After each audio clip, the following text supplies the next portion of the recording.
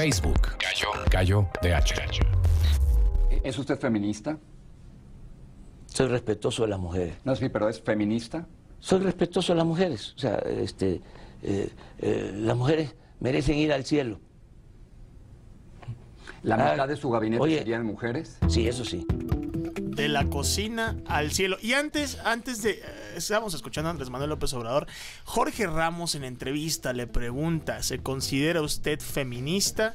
Y la respuesta es: las mujeres de la cocina al cielo. Ahora, las mujeres deben ir al cielo. Ahora, voy a disculparme, Antonio.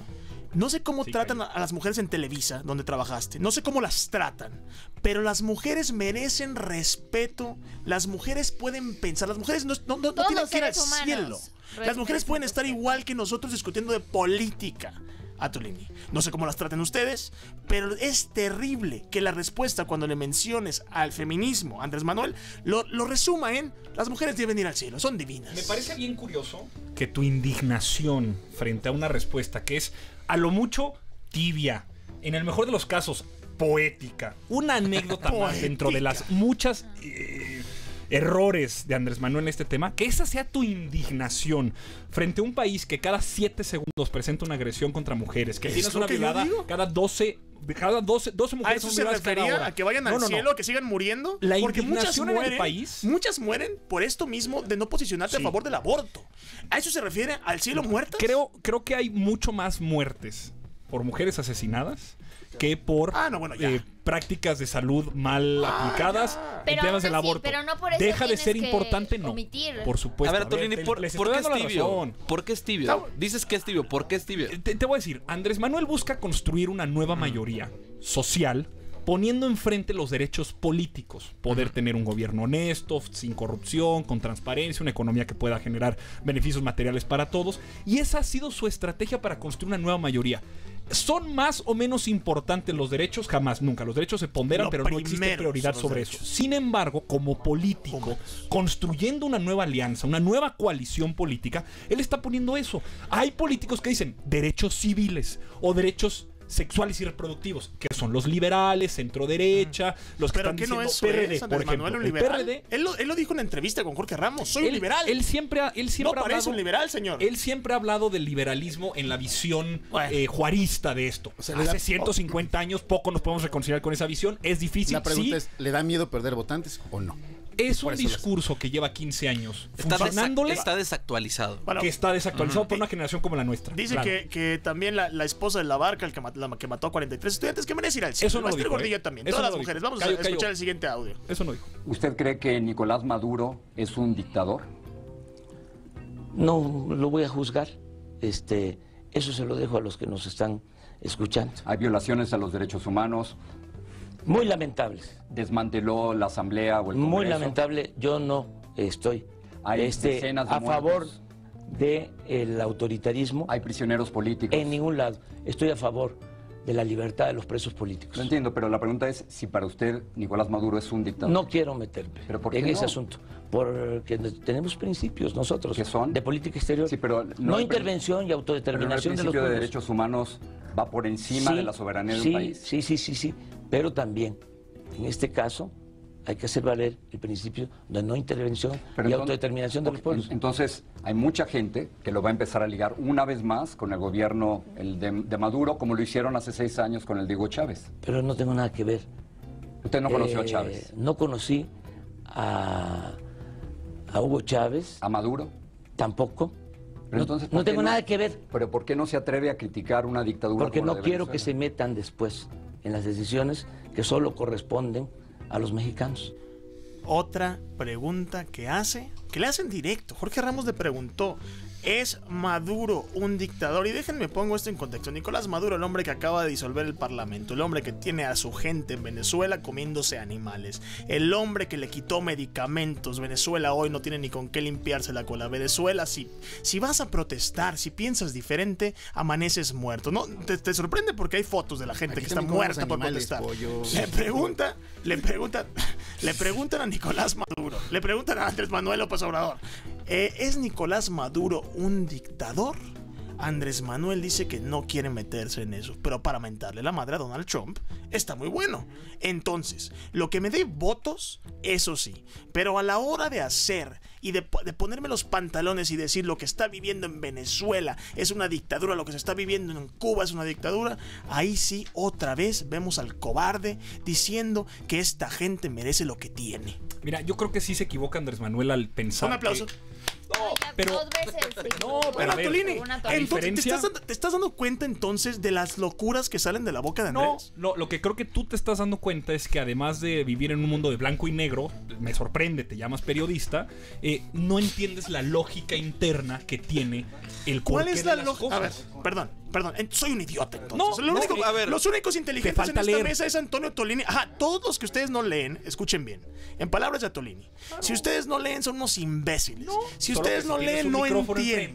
Si ustedes no leen no entienden, dice Antonio Tolini, trabajador de Televisa. Por cierto, hace 2 años. No por cierto, Antonio Tolini, déjame decirte que hay mucha gente que no tiene acceso a la educación y lamentablemente en este país no tienen un libro enfrente. Totalmente. Lamentablemente esas personas son las que estás ofendiendo en un micrófono de 4 millones de personas. No. Sí, hay mucha gente que no lee, pero no somos idiotas. Yo no los Antonio. culpo por su condición. Hay condiciones de origen que este Estado no ha generado para que todos tengamos educación. Lo que sí te reclamo a ti es que detrás de un micrófono donde tú te llamas periodista, porque así te llamas, sí, siempre descartas una lógica interna de un fenómeno como ahorita la declaración de Andrés Manuel. ¿Por qué dice lo que él dice? Lo platicábamos fuera del aire. Si él sí creció en un país, en una América Latina, en un México, en donde sí tenías un vecino en el norte, 3,000 kilómetros de frontera con Estados Unidos, donde de manera documentada Estados Unidos y la CIA intervenían países y mataban presidentes. Así fue en Belice, así fue en Guatemala, así fue en Nicaragua, así fue en Chile. A ver, por supuesto, yo estoy de vive acuerdo ese contigo. país de los 70. Mira, yo estoy de acuerdo contigo, Antonio, pero te voy a decir algo. La edad no lo excusa porque es un hombre que está aspirando primero a la presidencia de un país en el 2018. Estamos de a un 130 año. millones. Después, mi padre tiene la misma edad que Andrés Manuel López Obrador y eso no lo excusa con tener la mente en 1970. Pero no es lo mismo tu papá que Andrés Manuel.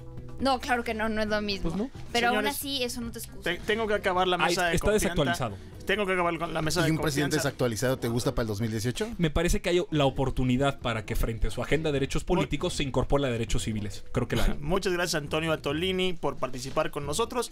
Y recuerden Gracias algo, a ti, Cayo. no dejen que gente les diga que son idiotas, que son ignorantes, solamente porque no tienen la oportunidad de la educación. Ahora, hay mucha gente en Oaxaca, en Chiapas, en el Estado de México, en la Ciudad de México, que no tiene acceso a libros, que no tiene acceso a leer, y no por eso son imbéciles. No dejen que Atolini venga a usar los micrófonos de fórmula Viene un para invitado de insultar nivel a la gente. que te va a poner por primera vez señores, en orden. Qué bueno. Excusarte en la pobreza para no estar preparado también es un pretexto Aquí el bastante problema, Giotz, es que Señores, estas falso, respuestas ¿sabes? tibias... O sea, no porque seas pobre es que no puedes buscar un libro para Yo leer. te pregunto Y puedes rápido, leer cualquier Cayo, ¿qué cosa, puedes información esperar y mil cosas. que ahorita, que no es presidente, tenga estas respuestas tibias? ¿Qué va a pasar cuando realmente Pues esté en nada, un problema? Al parecer Atolini lo va a excusar. Vamos a la mesa de confianza. Gallo de Hacha. El debate. RDC.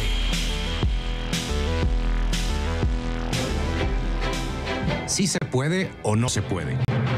Las encuestas afortunadamente nos señalan que efectivamente vamos muy bien, vamos requete bien. Entonces, ¿no se puede? A los maestros no se les dice, si no cumples se te hace daño. A los maestros se les exhorta. Entonces, ¿sí se puede? Experiencia para traicionar, experiencia para mentir. No, gracias a Dios no la tengo. No tengo esa experiencia. Entonces, ¿no se puede? Los maestros no nos arrodillamos. Los maestros no nos vencerán. Entonces, ¿sí se puede? Pues miren, de nada sirve crecer si no es un crecimiento equitativo y justo. Se habla de que ha habido mejoras. Entonces, ¿no se puede? Revisemos la relación con el gobierno. Y que sepa bien el gobierno del color que sea. Es evidente de que si está el Bester Gordillo dominando es porque tienen la protección de el gobierno. Radio de confianza. ¿Se puede o no se puede? Escuchábamos ahí. Hoy es 15 de mayo, hoy es Día del Maestro y en esta mesa de confianza tengo al doctor José Fernández Santillán, que es académico del Tecnológico de Monterrey. José, ¿cómo estás? Encantado de participar en esta mesa. Muchas gracias por la invitación. En esta misma mesa tengo a Paul Cortés, analista de información y seguridad informática. ¿Cómo estás, Paul? Cayo, gracias por la oportunidad de participar aquí con tu auditorio. Muchas gracias. Les quiero hacer una pregunta para quien la quiera tomar hoy, 15 de mayo, Día del Maestro, que por cierto mi abuelo es maestro, le mando un saludo, una felicitación, lo quiero mucho. Todo lo Cayetano. Mi abuelo, Eustaquio se llama. Hay mucha gente que no tiene acceso a la educación. Lamentablemente nuestro sistema de educación es muy precario. Estamos en el último lugar de la OCDE hoy, en este grupo de países, podríamos decir desarrollados. Ahora yo te pregunto, José Fernández, ¿la gente que no tiene acceso a leer es idiota? No, al contrario. Es que es lo que decía Tolini, entonces. Bueno, la cuestión es la siguiente. En nuestro país hay una concentración brutal de la riqueza y del poder. Entonces han dejado a capas de la población fuera de los más elementales satisfactores a los que tiene derecho a una población, como son la educación, la alimentación, la salud, la vivienda. Y esa gente no tiene instrucción, pero tiene inteligencia. Sin duda. ¿No? Entonces, la democracia no es solamente el derecho al voto, sino también en darle los satisfactores mínimos a esa gente para que pueda salir de las circunstancias en las que se encuentra. Un punto fundamental que hay que tomar en cuenta es lo siguiente. Amartya Sen, uno de los grandes pensadores de nuestro tiempo, escribió un libro, ha escrito muchos libros, sobre el problema del desarrollo relacionado con la democracia, y dice lo siguiente: la pobreza no es ausencia de dinero, sino sobre todo ausencia de capacidades. Entonces lo que le debemos dar a la gente es esas capacidades básicas para salir adelante. Lo que dicen los idiotas es que esa gente es floja, de que no se merecen salir adelante. Eso es lo que se decía en el Porfiriato, pero hoy no se puede decir eso, ¿no? Sino que hay un problema en nuestra sociedad que es estructural y que parte fundamental de el desarrollo es la democracia, que no solamente consiste en el derecho al voto, sino también en resolver los problemas básicos de la gente. Hoy es 15 de mayo, Día del Maestro, y se está celebrando una alianza un poco difícil para mucha gente de entender. Hoy circuló en varios periódicos esta alianza entre Elba Ester Gordillo, la misma mujer que secuestró la educación en este país durante décadas, y la maestra Delfina Gómez, que es candidata por Morena a la gobernatura del Estado de México. Eso está circulando en todos los periódicos. Incluso Fernando González Muñoz acompañó sí, exactamente, acompañó a Delfina Gómez en el Estado de México. Ahora yo les quiero hacer esta pregunta a la mesa: ¿vale la pena revolcarse con Elba Ester por 250,000 votos? Dios mío, por 250,000 espero que no. No, yo creo que ahí hay una cuestión política evidente de desesperación de las dos partes, ¿no? De desesperación por parte de Delfina, de Morena, de Andrés Manuel López Obrador, de tener votos a como dé lugar. 1. 2. De parte del Elba Ester Gordillo, de creer todavía que tiene el liderazgo del Sindicato Nacional de Trabajadores de la Educación. Hay que señalar una cosa muy importante para nuestro auditorio. Uno es el Sindicato Nacional de Trabajadores de la Educación, que es el que más gente tiene en todo el país, y otro la CENTE, la Coordinadora de Trabajadores de la Educación, porque mucha gente lo confunde, porque dicen son los de la CENTE, como hacen mucho ruido, son los que más número tienen. No es cierto. El sindicato está controlado ahora por Juan Díaz de la Torre. Ese es el que tiene el control real. Pero no sigue Elba Ester manipulando como si fuera un títere No. La real vinculación es del gobierno federal con Juan Díaz de la Torre, que negoció precisamente la pacificación del sindicato y la reforma educativa con Juan Díaz de la Torre, mientras que la CENTE quedó solamente en el ruido en Oaxaca, en Chiapas, en Guerrero, en Michoacán. Entonces, un llamado del Elba Ester Gordillo puede ser simplemente un grito de rabia, de venganza, ciertamente, pero no, ella no manda ya en el sindicato. Paul, hoy amaneció muerto Javier Valdés en Sinaloa, un periodista, otro más, nombres como el de Miriam Miroslava y todos los otros nombres de todos los periodistas que amanecen muertos todos los días en México. Este problema ya es bastante grave. ¿Es lo mismo ser un periodista en la Ciudad de México que serlo en Coahuila? ¿Es lo mismo ser un periodista en Veracruz que ser un periodista en Mérida, Yucatán? Mira, Cayo, yo creo que México es un país de diferentes realidades. Como venimos comentando en privado, no es las condiciones de seguridad definitivamente no son las mismas en Reynosa que en la Ciudad de México. El ser un activista, como lo fue la señora que falleció en Reynosa, el estar buscando a su hija y estar participando en la actividad de Reynosa rodeada de la delincuencia organizada es completamente diferente, donde la delincuencia organizada tiene el control completo de la autoridad. Estamos hablando de la policía municipal, de la policía estatal, de las autoridades completamente, ¿no? Yo creo que es lamentable la situación de los periodistas, es lamentable que no se pueda ejercer el derecho de informar, porque eso es lo que hace importante este país, lo que va a hacer que la gente esté enterada de las diferentes entidades que tenemos, de diferentes realidades que existen en México. Oye, Pablo, una pregunta, porque justo puse un comentario en redes sociales antes. Mucha gente, la misma gente que se está lamentando la muerte hoy de Javier Valdés es la misma que todos los días a mí me amenaza de muerte en redes sociales. ¿Qué tan en serio se toman la seguridad cibernética? ¿Qué tan en serio se toman las amenazas que reciben los periodistas todos los días a través de internet? Mira, Cayo, yo creo que específicamente hablando en el tema de delincuencia organizada, la delincuencia organizada generalmente no hace amenazas por las redes sociales, ¿no?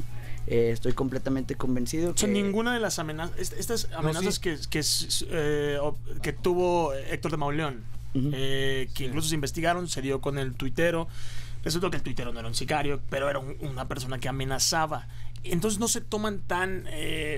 ¿cómo decirlo? ¿En serio? ¿Tan en serio las amenazas digitales? Bueno, yo creo que las amenazas digitales... Vamos a empezar en ponerse en tema del contexto de que estaban informando estos reporteros, ¿no?